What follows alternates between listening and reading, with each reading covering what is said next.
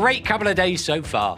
I've taken notes, learned, made new connections, chatted with old friends, and I have a list of the top 3 things I'm going to implement from each day, ready to go.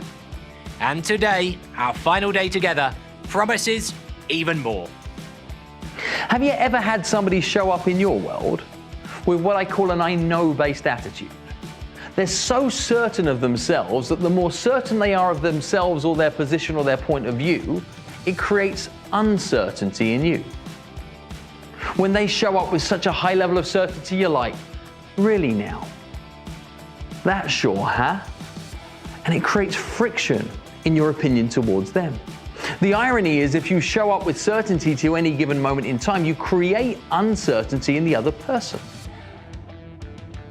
So what do we do by alternative? We show up with curiosity. Why?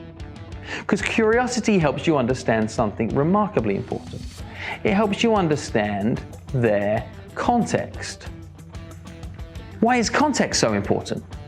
Well, you have a huge amount of content about products and services, content about the market, content about where you think somebody should go with their money.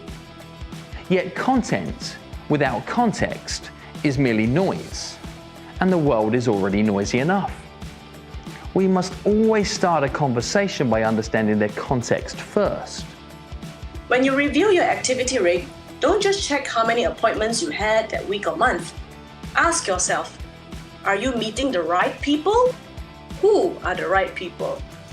Apart from qualifying the usual needs and means, ask yourself, do you like them? Do they like you? Do they share common values with you? Do they give you repeat business? Do they give you referrals? Are they your ideal clients? These questions will help you narrow down characteristics of your ideal client so that you can work more effectively and achieve higher levels of work satisfaction. When you review a case close, don't just look at the case size and stop there. Review by asking the client for feedback. Mr. Client, what did you like about the process? What did you not like about the process? Why did you choose me? What you as the advisor think as important may not be perceived the same way to the client. Conversely, what the client values as important may not be perceived that way by you. Focus on the latter so that your client will have a better experience and satisfaction. Well known that habits make you or break you. Super performers are amazing at time management. They do not procrastinate. They have systems and processes in place. And above all, they are master delegators. Attitude. We're all happy and confident and motivated. However, the top producers, they are inspired. And that inspiration comes from within, from their mission and vision of their business and life.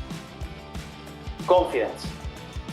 When I'm working with a client that's out of my comfort zone, I have to admit, even if I'm wearing my James Bond suit, I'm not confident.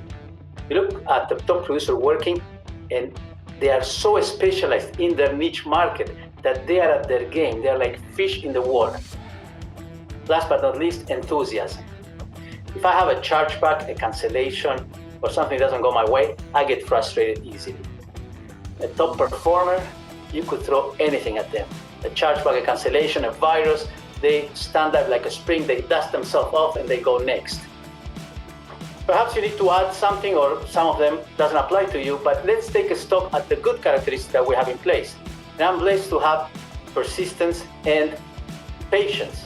And I don't care really if reaching my next level takes me 22 years or 44 years, because I am enjoying this growth transformation. See, I learned that the growth, the excitement, the happiness, the joy happens in the journey. There are 3 modes of acquiring.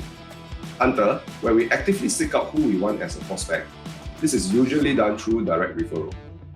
Fisherman, we use the attraction game for this method. We put our relevant content, be in the place where our desired prospects are, and we wait for the connection to happen.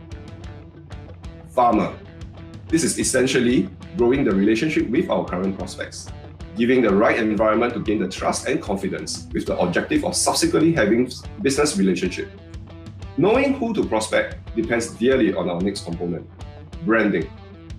Branding is about knowing who are we looking to work with. Firstly, describe your right fit client, determine what they need or will be interested in, and where to find them. Last but not least, why should they work with you? People know and trust their brand. And when you go online to shop, you don't want to choose from a number of options that you don't know and trust. It's different when you're offline. If you're walking down the street and you see a cool restaurant that you've never seen before, you might say, I'm gonna go check that out. Because you have the physical temptation there. You can play music, you can have smells, all kinds of things. But these tools do not exist online. The way you build brand in this modern era, think about it. If everyone is at home, everyone is on their phone, and everyone is more or less on the same 5 channels. They're on LinkedIn, they're on Facebook, they're on Instagram, they're on Twitter, and increasingly, they're on Clubhouse. Those are the 5 channels that there are billions of people on these 5 channels. If you're in China, there's WeChat and so on. There's all these localized variations, but the reality still stands. There are people at scale on 5 platforms. In content, you must also produce content that shares more about who you are and what you do. Why? Because again, offline is no longer available to us.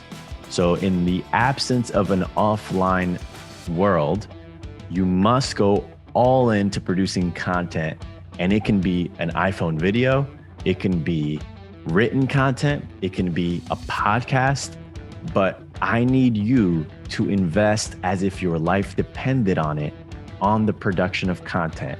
What a wonderful 3 days this has been.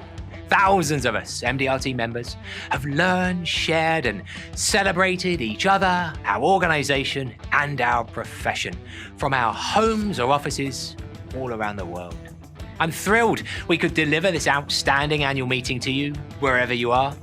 I want to thank again the many volunteers and professionals who worked so diligently to develop and deliver this annual meeting virtually.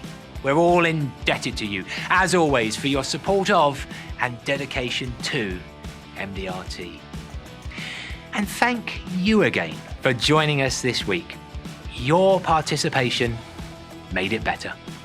And until next time, I wish you happiness, good health, prosperity, and peace. The 2021 MDRT Annual Meeting is adjourned.